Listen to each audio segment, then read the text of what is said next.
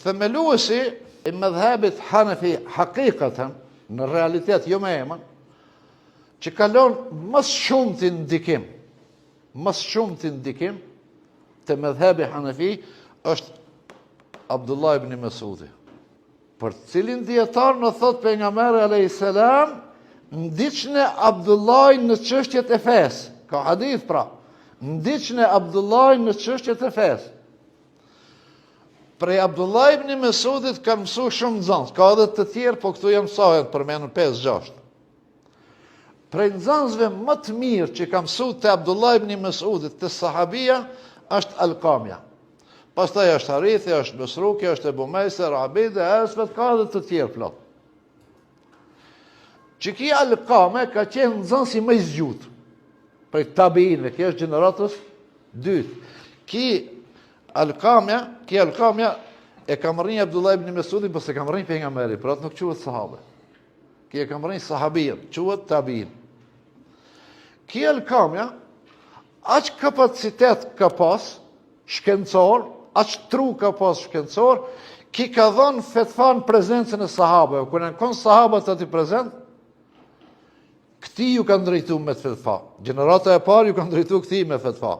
Dhe thot, ashtë kapacitet shkencor ka pas, sa që ka dhonë fetva para sahabëve, duke e falenderu mësusin e vetë, Abdullah ibn Mesudin. Alkamja,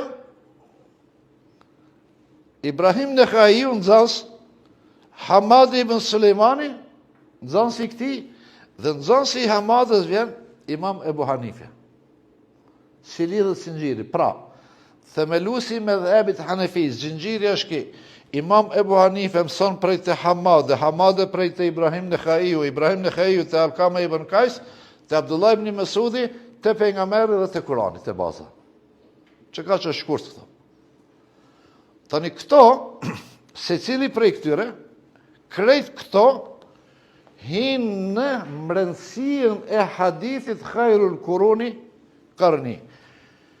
Gjenerata më e mirë është gjenerata e ime, pastaj ajo që vjen, dhe këtu përfundon me gjeneratën e tretë, përfundon Selefu Salih. Pra, ky është senedi i mëdhhabit Hanefi. Pejgamberi alayhis salam, sahibul wahi, a ti themi në kuptimin praktik, pranari i vahjit, Abdullah ibn Mesudi, shoku i tij, Alkama ibn Kajsi nxënësi i këtij, Ibrahim Nekhaiu nxënësi i Alkamës, Hamad nxënësi i Ibrahimit, edhe Imam Ebu Hanife nxënësi i Hamadës. Pastaj vijnë nxënësit e Imam Ebu Hanifes, të cilët nuk janë pak. Diku mbi 700 nxënës ka pas Imam Ebu Hanife, po më të aftë, më të mirë, më të afër që i ka pas 4.